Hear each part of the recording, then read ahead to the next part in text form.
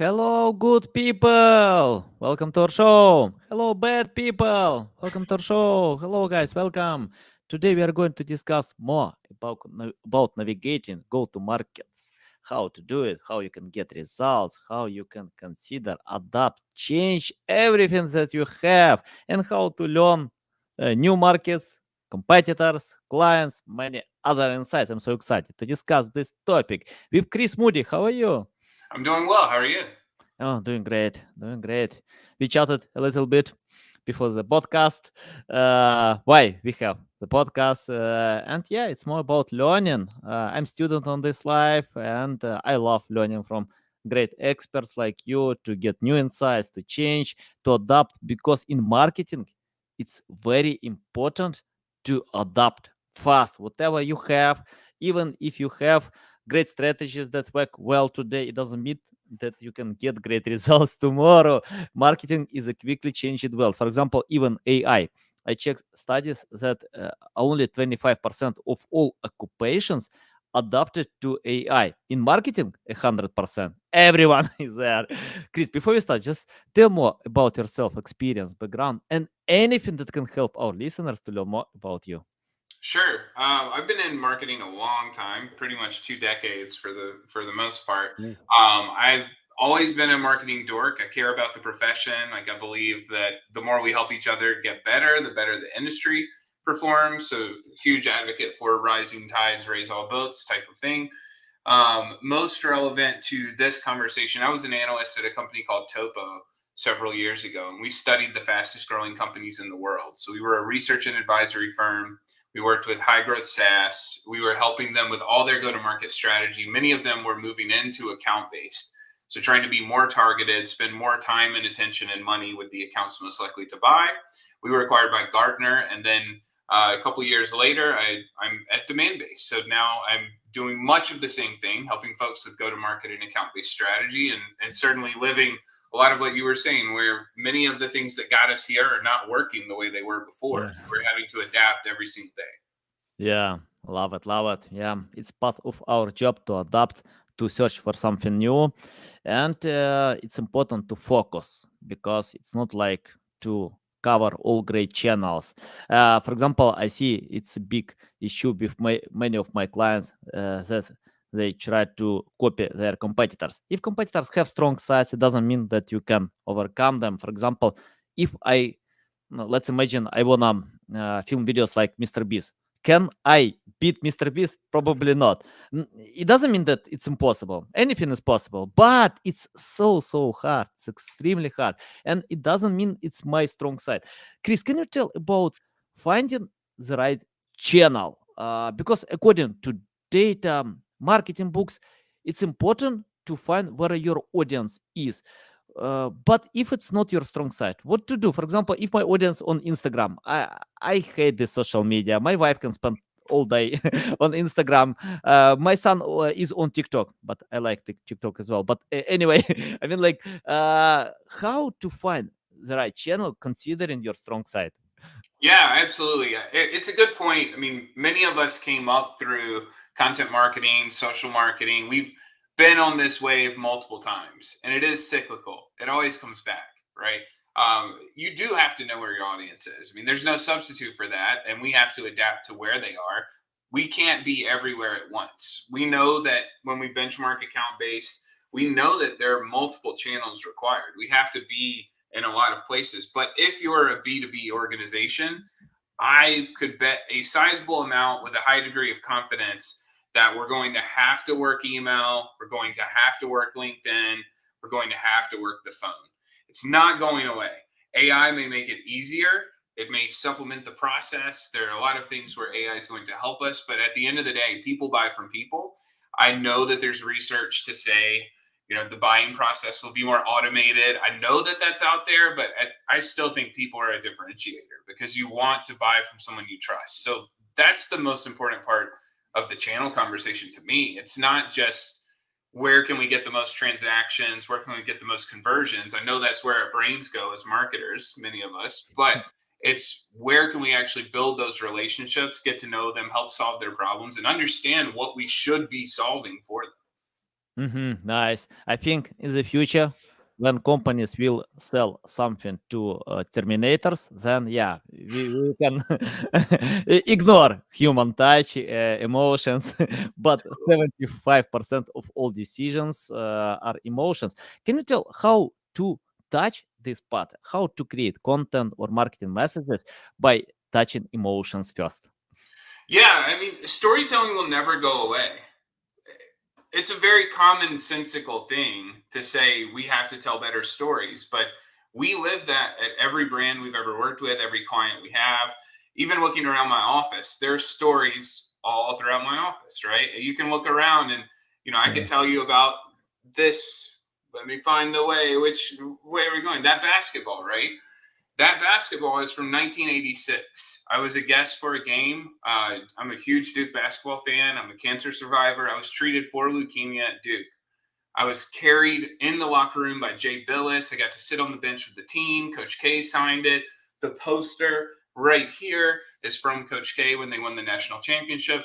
All of these little cues are stories that I could tell to someone to build rapport, to build trust, depending on what we're talking about. So when we talk about emotion, it's the exact same thing. It's how can you tell me about someone like me who solved a problem like mine so that I'll trust you?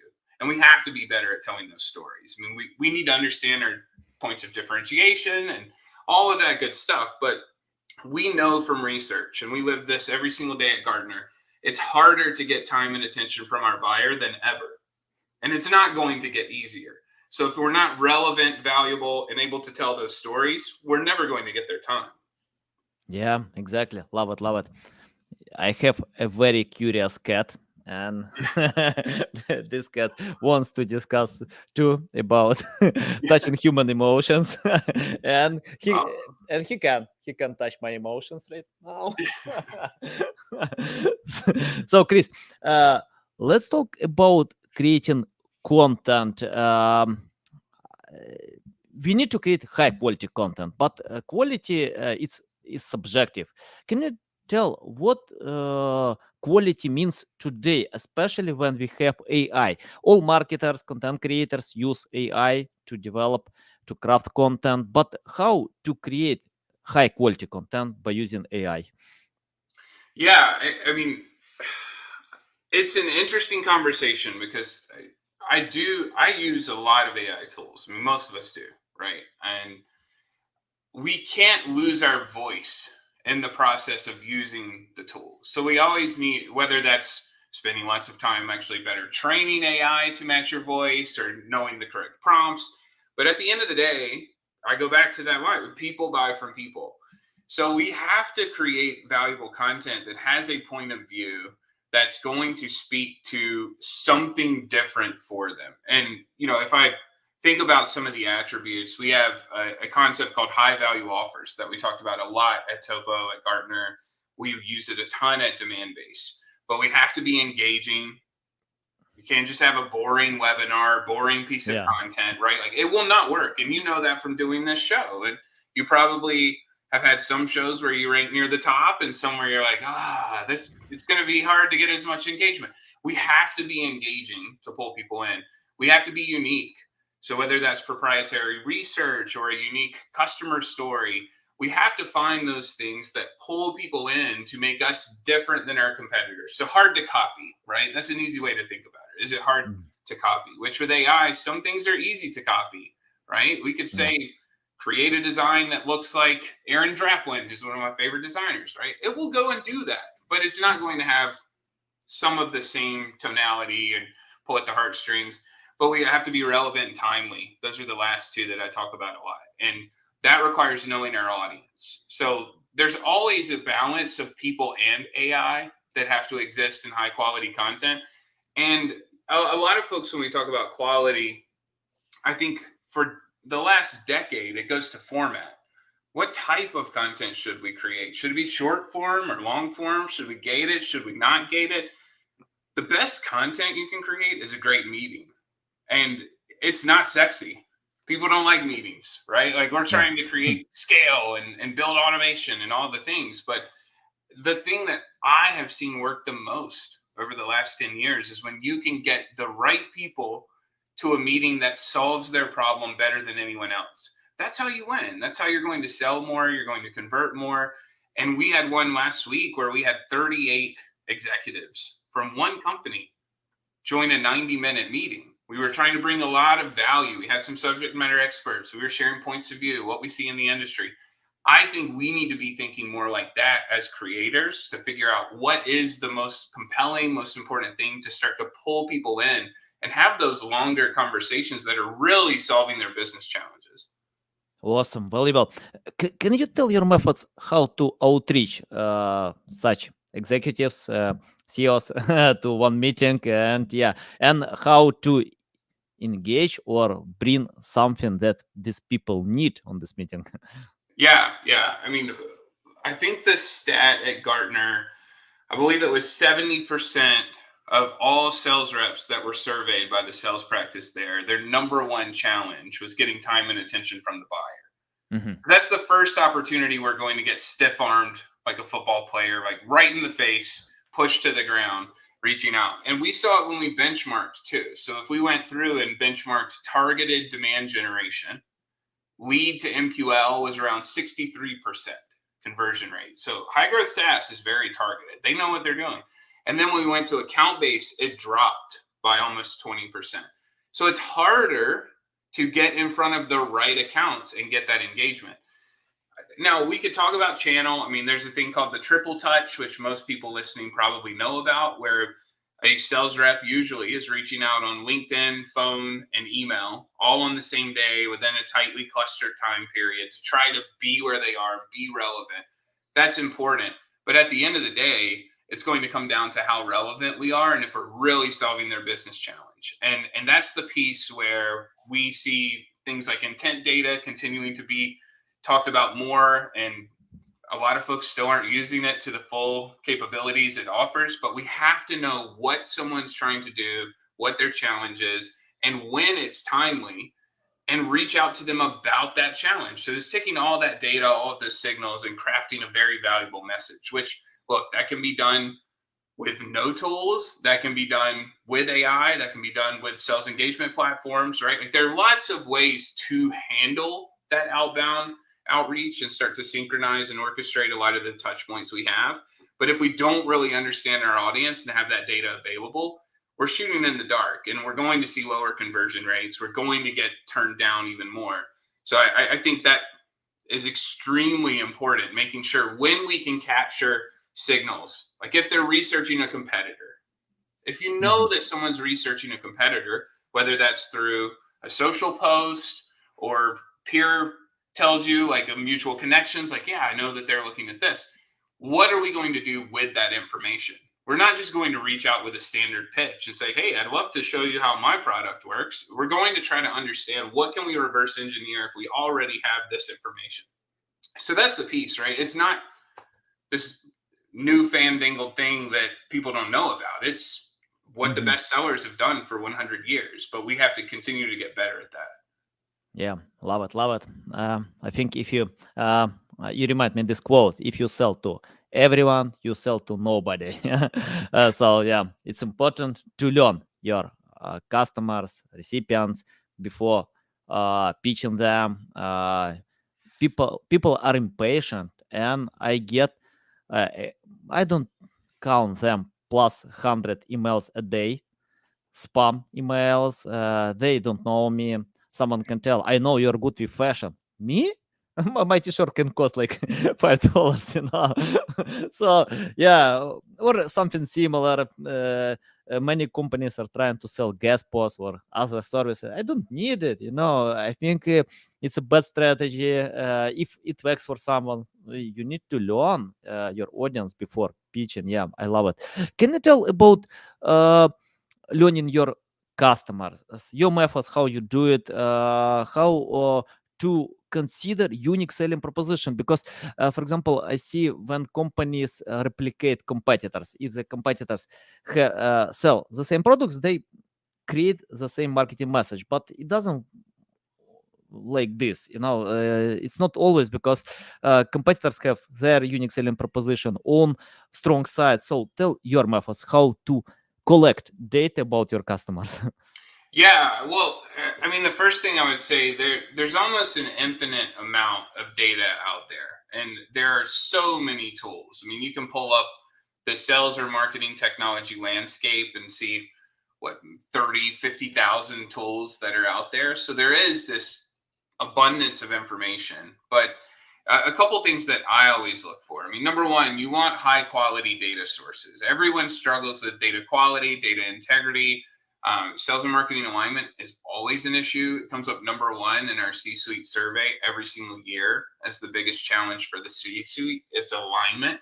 And when we double click on that and ask, the first thing is measuring different metrics, and the fourth is different data and different systems. So there are two that start to hit on the data that we're getting, and garbage in, garbage out type of thing.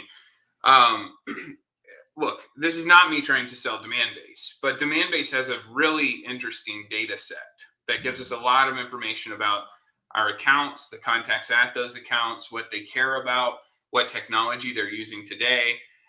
We're working on something called buying groups, which is actually pulling together the right people in the buying committee so that you can target and engage against them. So it's an object that you can action against. So things like that are going to try to take advantage of the data, but um, there's so many sources out there. I mean, we try to play nice with everyone, and Mm. the biggest thing I would say, many organizations, everyone has some combination of their data and external data. Every single company, Yeah, right? yeah, You have your first party and your third party. Every company has that.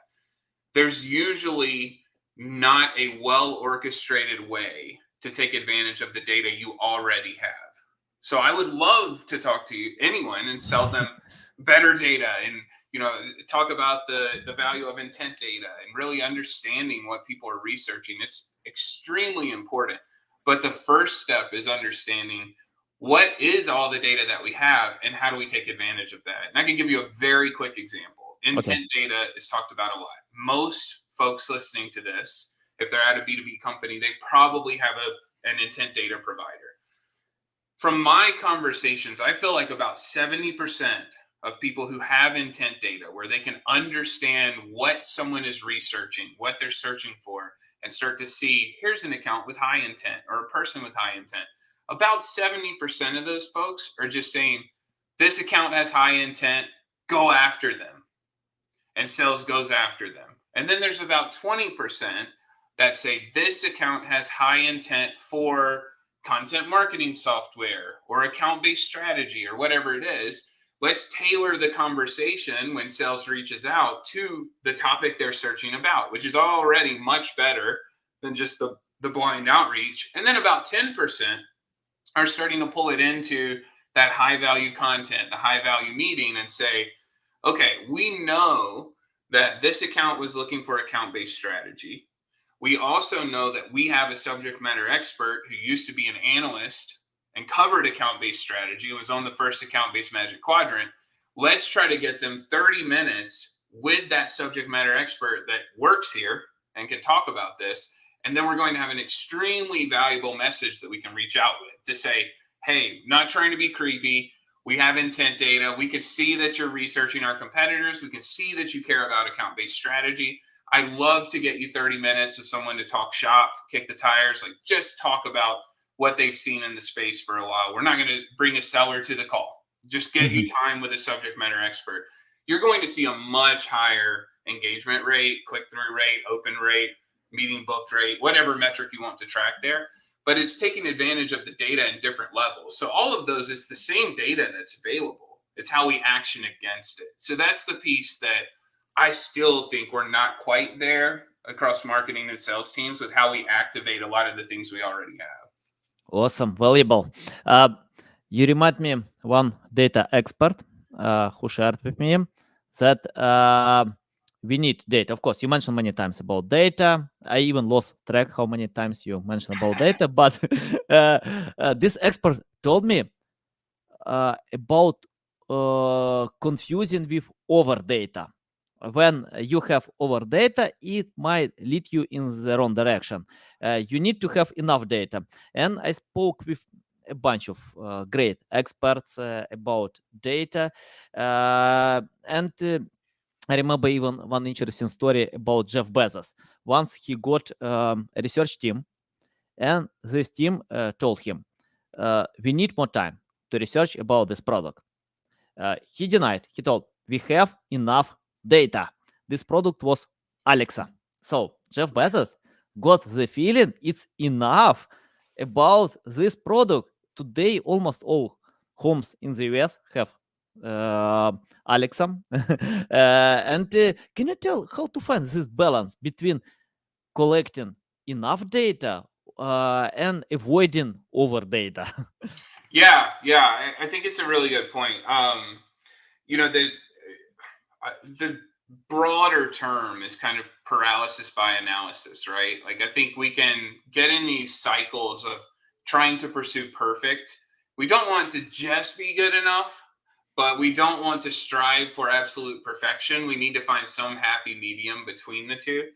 Um, the data conversation is really interesting because there are, I won't say bad sources of data, but some data does not have the integrity of other data. And you may see a higher miss rate of how accurate that data is. So if we think about marketing and sales working together and it's guiding the accounts that are selected for them, their priority accounts, like who they should reach out to. When you reach out to an account and the data is wrong, if you're a seller, you're going to feel like an idiot because you were told this account cares about us. Go talk to this account. So what's the first thing the seller's going to do? They're going to come over to marketing if they're in an office, or they're going to Slack them or Zoom them or Google Meet them, whatever the tech is, right? They're going to say, why did you pick this account? I was given this account. It was totally wrong. And too many times the answer is AI, like jazz hands, AI, like there's not believability and transparency of the data.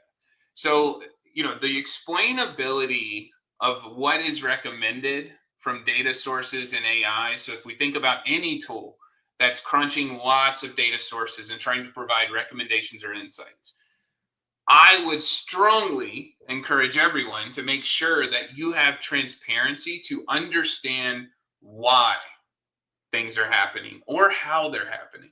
Because when that question is asked to a marketer, we actually interviewed a marketing leader at a pretty amazing company called Hexagon. And that was one of her quotes. She said, "I don't ever want sales to come to me and say, why did you pick this account?" And we put it on a slide. I mean, that's a conversation we're having every single week with accounts. We need to be able to answer that and say, okay, I get it. That was not someone who was ready, but here were the 3 attributes that told us we thought they were a good account. Like, this is why they were recommended in our tool. So there's kind of the data quality, data integrity conversation, but then there's also the when recommendations are made from the data, do you understand why and how, and can you tell that story? And both are equally important, because when we talk about alignment, it's touchy-feely stuff like communication and are we talking to each other and can we actually have those conversations. So that's one thing that I would always encourage, right? Like, we could certainly talk about the merits of running things through data integrity solutions, trying to clean all your data, trying to merge leads to accounts, like things that have existed for a long time in our industry. I mean, those things are all very important, but at the end of the day, most folks are probably starting to use tools that are making recommendations for what they should do. And we need to understand how those recommendations are made so we can have those stories, because we don't want to be the person responsible for any technology purchase when we can't make sense of why things were recommended. Yeah, valuable. Love it. Chris, I want to ask about mistakes. I made a lot of mistakes. I keep doing them. I usually start from best practices, generic strategies, nothing special. Then I fail all the time, without any exception. I fail. When I started PR, I failed with all my press releases. I don't remember exactly the number, how many I wrote, but a lot. And I pitched all of them, failed all the time. Then I learned how it works. I learned the process. I hired great experts who can write press releases. I hired experts who can pitch them. And yeah, we built the process to get links on CNN, Business Insider, many great websites. And I want to ask about mistakes that you have from your experience, and tips for my audience how to avoid such mistakes. Oh, we can't avoid all mistakes. Of course, it's part of the process to make mistakes, to lose money, to waste time, but it helps to acquire experience. But if you have mistakes that we can avoid, that companies or people still do from your experience, list them. Yeah, sure. I mean, if we try to concentrate mostly around go-to-market strategy, and we kind of put blinders on across all the mistakes that we could potentially make, mistakes I have made plenty. We could talk about, hey, I've got 4 kids, I've been married 14 years, lots of mistakes in that process too. I could share those. But if we focus on go-to-market, the first mistake that I actually see happen a ton is when we're not directly mapping everything we do to the overarching business objectives. Again, it sounds common sense. It sounds like something every single person should do. But any planning session, I almost think it should start with, hey, if it's a whiteboard or a digital collaboration tool or whatever, write down the big company objectives at the top, what's our focus, and then make sure that everything we do ladders up to that. Another huge mistake that we continue to see is around alignment. And so many organizations have different departments, different parts of the organization that have their own business goals. They do ladder up together to unified goals, but they're so busy trying to crush their goals that they're not really aligned across all the different goals or other departments, and thinking, how do we work together? How do we make this happen? And one very specific example, we've seen this, and as an analyst, we saw this in a lot of different companies. And there was one in particular, I remember they had different metrics for success at 3 stages of the funnel. So they would kind of group top, middle, bottom of funnel. And top of funnel was net new accounts and lead growth and getting MQLs and a lot of the things that we've done for a long time in marketing. So there was a team responsible for MQL growth. Middle of funnel was more their account-based part of their go-to-market strategy. So it was reaching out to those net new target accounts and trying to get net new revenue from high priority accounts. And then bottom of funnel was sales, and it was revenue. Mhm. But sales could hit their revenue number through cross-sell, upsell, and retention. So what happens in that case, right? Metrics drive behavior. Mhm. So you have sellers who say, it's easier for me to make President's Club and hit my number to cross-sell, upsell, retain. I'm going to cross-sell, upsell, retain. They did not have a metric that required them to also care about net new business growth. So then middle of the funnel, you had the account-based team. It's like, what the heck? Nobody cares about getting net new accounts. Like, that's the hard part.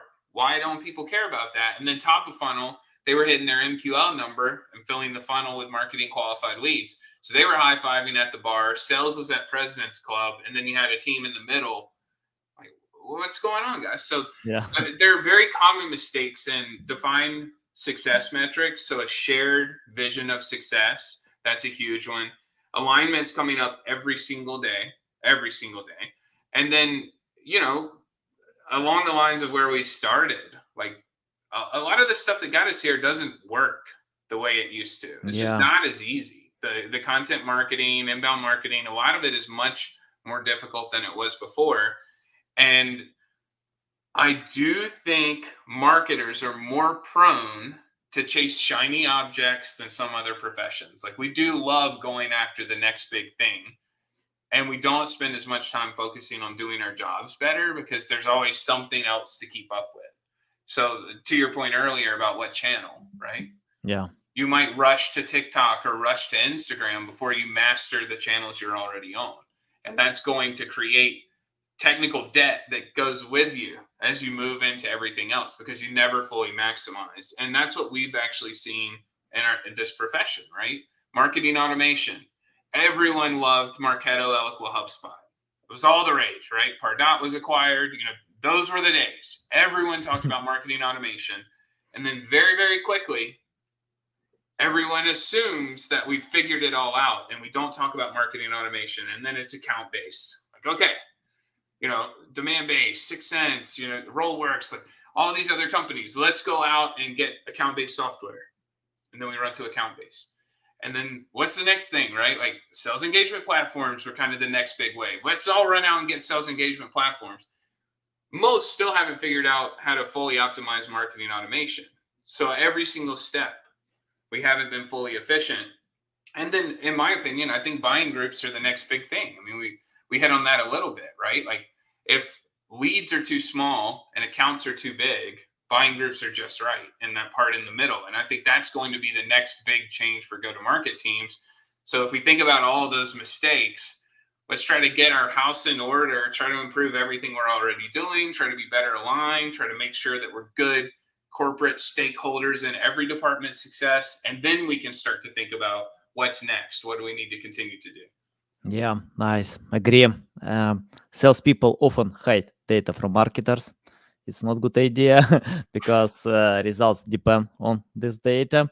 And you mentioned about success metrics.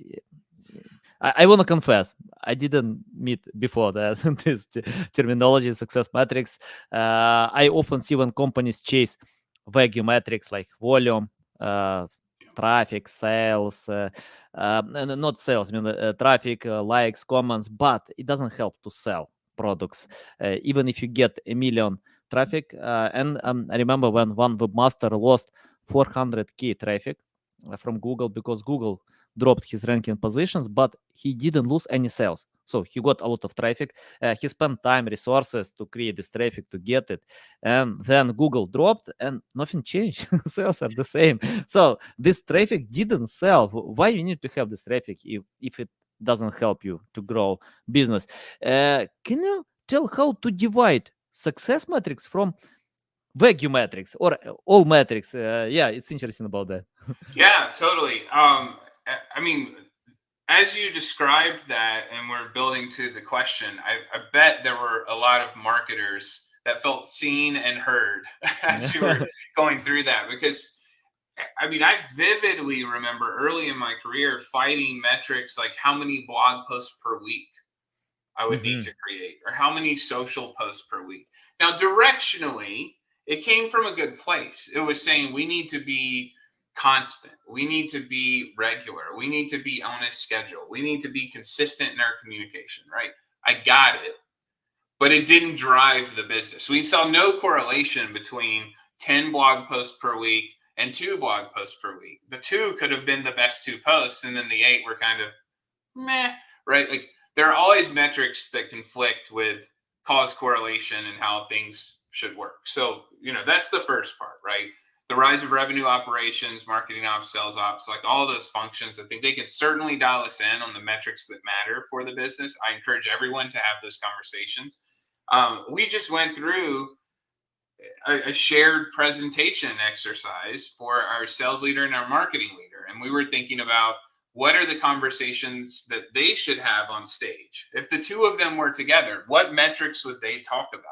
And we were able to distill it down to, 5 key metrics. Now, there are a ton more. But if we think about the shared version of success, the 5 that ended up there on the slide, which this is subject to change, we may have 10, right? We want to have a small number, but it was total pipeline creation. If we're all focused on pipeline, that's driving good behavior. There are good habits that come from focusing on pipeline.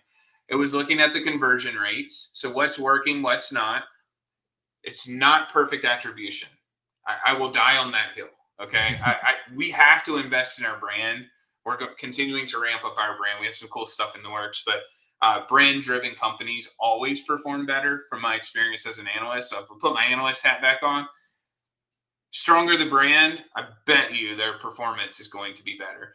We were also looking at customer acquisition costs, like the payback period, lifetime value ratios, that type of thing. Average sales cycle. So are we accelerating deals or is it getting longer? We can do that by segments. And then average deal size. So those were 5 metrics. Like the one I kind of grouped and added a couple more with the LTV and CAC, right? But if we're thinking about those metrics together, it's a shared version of success. And one thing that we did have happen multiple times at Topo, we would have demand gen leaders who actually changed their compensation structure.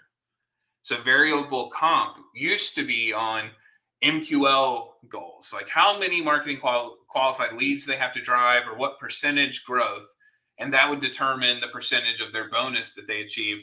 We had a couple of very brave demand gen leaders to say that's not the right metric. It should be pipeline or sales qualified leads. Like I can't be successful before things get to sales. So it forced the right behavior.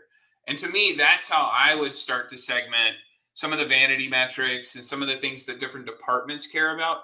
They are important. They tell different stories. We need to be able to tell those stories, even with account based. Like one thing that's often skipped over, we need to tell early success stories. So we can't just wait a year for close win revenue or however long your sales cycle is. We need to find those wins, like booking key meetings with key accounts and some of the things where someone might put that in the vanity metric category, but it tells a very important story of incremental success and what we're building towards. So those things are still very important, but the directional guidance I would have is, marketing, sit down with sales and find the parts of the Venn diagram in your metrics that overlap that you both care about, and spend more time focusing on those and then report back on what the collaboration feels like. I guarantee you it's going to be better. Valuable. Well explained. Chris, I want to ask a few personal questions about your energy. I see you're confident. You have this energy, and it's important, I think in marketing, if you have no energy or passion, it's better to leave it, to find something else. When someone can tell me marketing is boring, no, it's not boring. It's fun, it's valuable, it's interesting, enjoyable.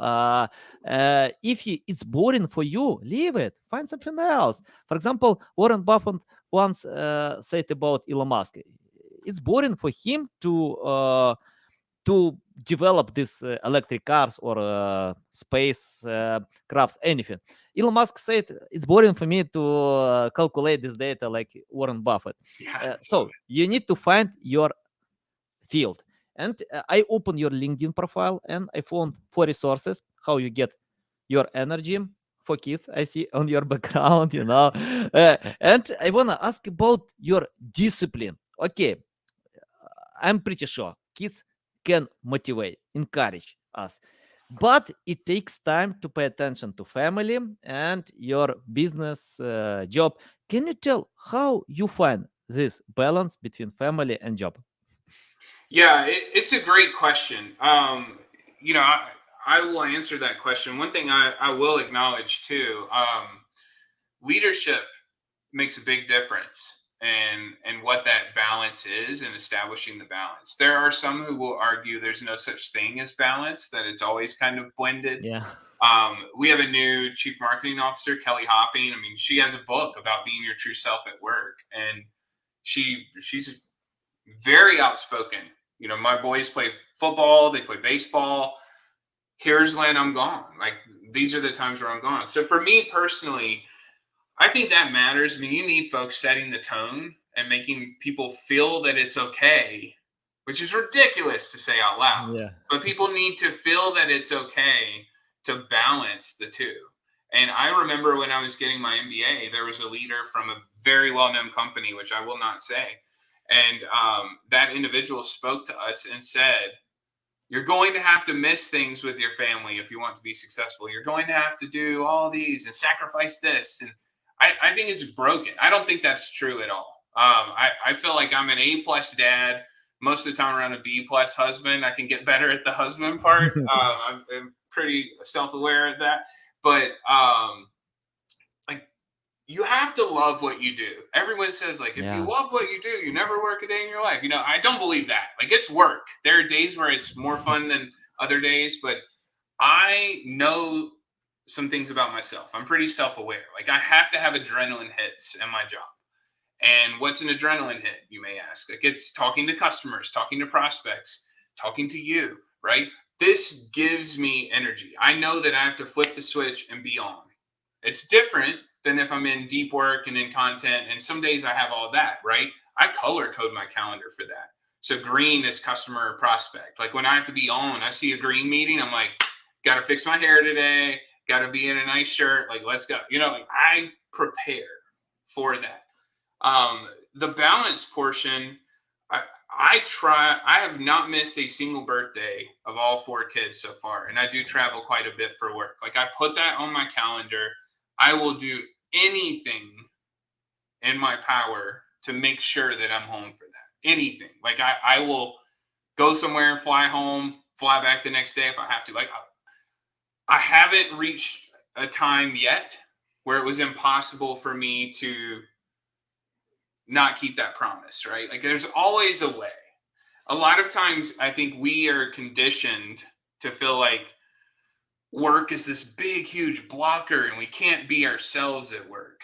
And I was nowhere near as successful in my career when I was the buttoned up corporate version of myself. Like I may put on a buttoned up shirt, but the energy is not me flipping a switch. Like I enjoy what I do. I enjoy the people I do that with. I enjoy our prospects, our customers, even deals we lose. Like I enjoy talking to those folks and trying to help them. I like helping the profession. I love being a dad. I love trying to figure that out every day. I coach baseball and basketball. I coach 2 baseball teams at the same time for both of my boys. So that was 4 nights a week at the ball field, and I had to miss 2 or 3 games through the season across 2 teams because of travel, and you figure that out. But those are things I draw energy from. So I think you have to be self-aware about how you work because everyone works differently. So to me, I don't necessarily shut work brain off ever, and I never shut dad or husband brain off ever. The lines are constantly blurred for me. Now I don't compromise the integrity of my work, but at the same time, when everyone's asleep, if there's something I can do to get ahead of the next day, if I'm not tired, like I'll work from 10 p.m. to 1 a.m. and get some stuff done, right? Like that's okay. But that's not me like, I worked so many hours, I'm going to brag about it on Slack. Like, it's not that. It's saying if I transfer some of that time now, then when I hit 4:30 the next day, I can go out and throw football with the kids or something. Like there's always a trade-off. And the part that I think is the most important, it's really knowing yourself and what you care about. I mean, I have friends and I don't judge them at all, but I have friends where they need, 8 to 6 as an escape. And it's like, I need to be away from everyone from this time, right? The lines are blurred for me, and that works with my freakish brain. Like my brain works that way. It doesn't, when things intersect and cross, I'm okay with it. It's fine. But when I see green on my calendar, let's go. That's like doors locked. Don't come in. 3 of my kids can pick locks, but still, they know when the door's locked. Like, don't go in unless it's an emergency or someone's bleeding, kind of thing. So that's what I would stress to everyone. I mean, you can debate if it's balance or if there's only a certain number of things you can prioritize. Like we've all read the books, we all know the stuff, but I'll be pretty direct. Like I look down on people that don't find a way to prioritize their loved ones. I'll leave it at that. Like I would not work for someone that I don't think is a good parent or a good partner, right? Like that's important to me. And that sets the tone. Like who we are as leaders makes everyone else more comfortable being their true selves at work. And I don't think there is anything more important because you do the depressing math, right? Like when you have a kid, you have 18 summers, you have 18 holiday seasons, right? Like, and then they're gone, dude. Like, when are they going to come back? Hopefully a lot, right? But it happens so fast. So if you're not able to find that healthy balance for you, it's different for everyone, you're going to look back and completely regret the decisions you made because there's no amount of zeros in a bank account that will replace missing things. And I love people that are open about that and acknowledge that. I'm a big believer in vulnerability, radical candor. Like everyone knows the stuff I have going on in my personal life. When there's something big going on, like I talk about it. It's okay. We've We've been through miscarriages. It took us multiple years to get to our fourth, right? Like we ran into challenges and setbacks, and I'm okay talking about that. And that leads to more people talking about it, right? Like that's what I would encourage everyone to do. Like tip the domino in the right direction and then watch what happens. It's going to be good. Awesome, very inspirational. I love it, love it. I couldn't agree more. I think according to data, 70% of people hate their jobs. It's a lot. And I remember one book author, famous book author, shared a story when another book author reached out and asked for advice what to do because he couldn't sell his books for a long time. He's not successful with that, and he's suffering a lot. And she replied to him, "Leave it. It's not your job. If you suffer to write books, why you decided it's your direction? Film something, record podcast, find something else." And I disagree when someone can tell when you want to build business, you need to sacrifice your hobbies. No, my job is my hobby. I don't sacrifice any hobbies because I can work on Sunday evening, Saturday night. I don't care. I love it. It's the same like watching TV.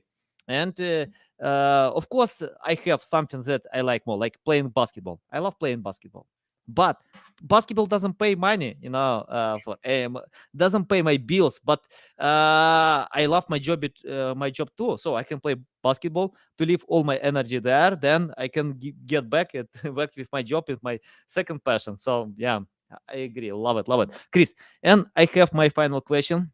Sure. It's I often get this question about starting from scratch, and let me explain who usually ask this question. The first, students who wanna learn from scratch according to our environment. Many things change, and they don't want to learn something obsolete.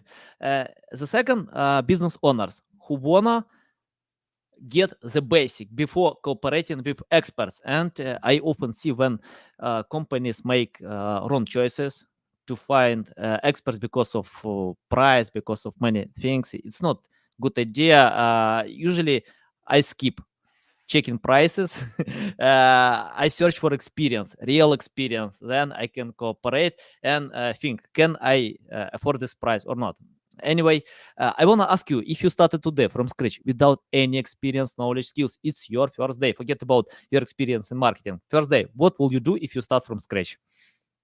Yeah, I like that question. I like that one a lot. It requires some reflection to answer it.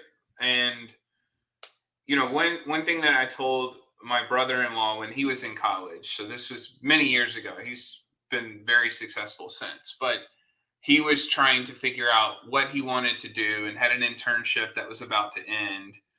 And my advice to him, he liked the work. So that's the first thing, like find some things you like and then throw yourselves at those things.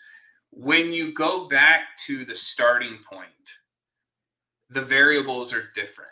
You don't have to provide for a family of four. You don't have to pay a mortgage payment, probably, right? If we go back to the starting point. So we have a different set of constraints to work with. And my guidance to him was, you're doing a great job at your internship.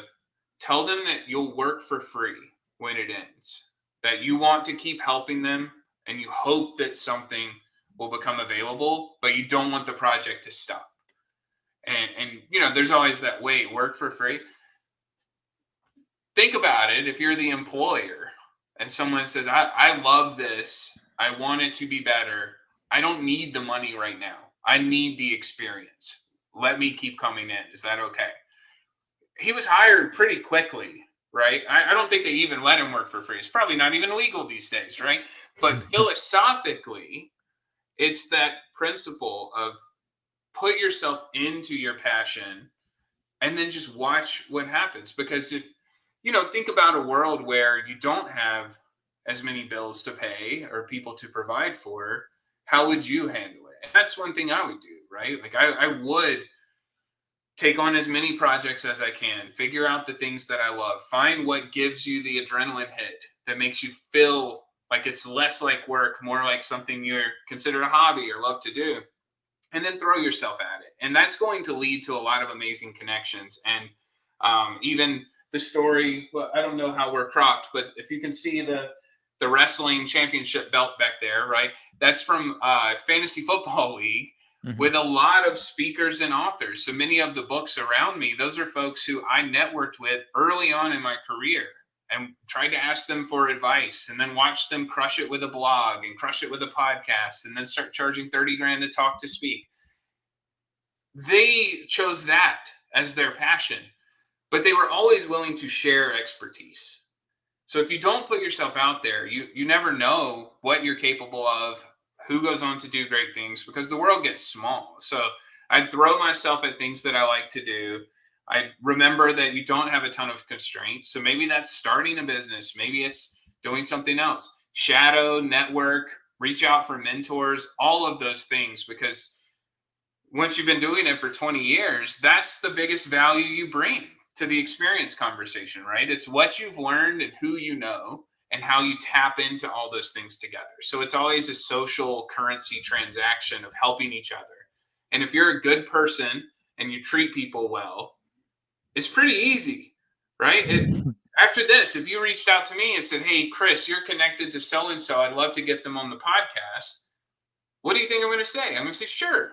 I'll send them a note and I'll say, yeah, look, 40 to 60 minutes of your time. It's going to be a great prep document.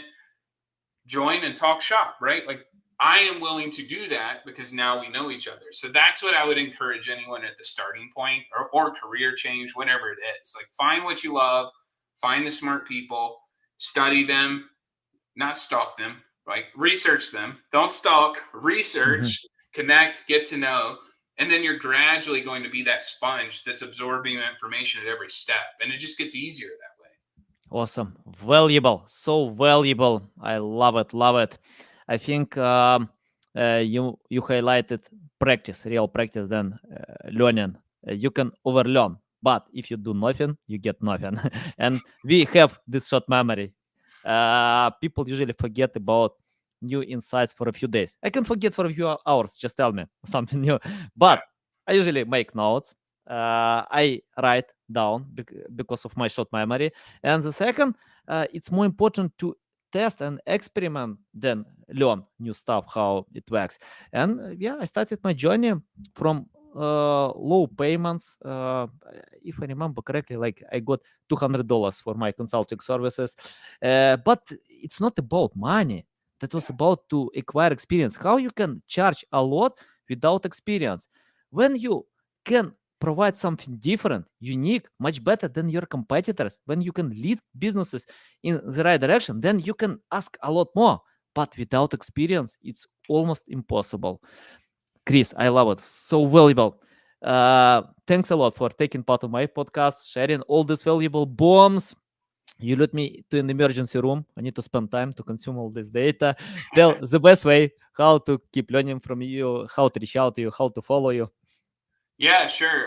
Definitely reach out on LinkedIn. I'm not the most prolific content creator there, but I'm always there to help. So send a connection, put in the personalized invitation that you saw the podcast just for context. That will help me. Then I'll know where you came from and always here. So don't hesitate to reach out. It's just linkedin.com/n/Chris Moody. Super easy to find. Awesome. Guys, you can find the link in the description below. I recommend to follow Chris on LinkedIn because I need more valuable insights. It's hard to share all value in one podcast, but if you follow, you can learn a lot more. Okay, guys, love you. See you.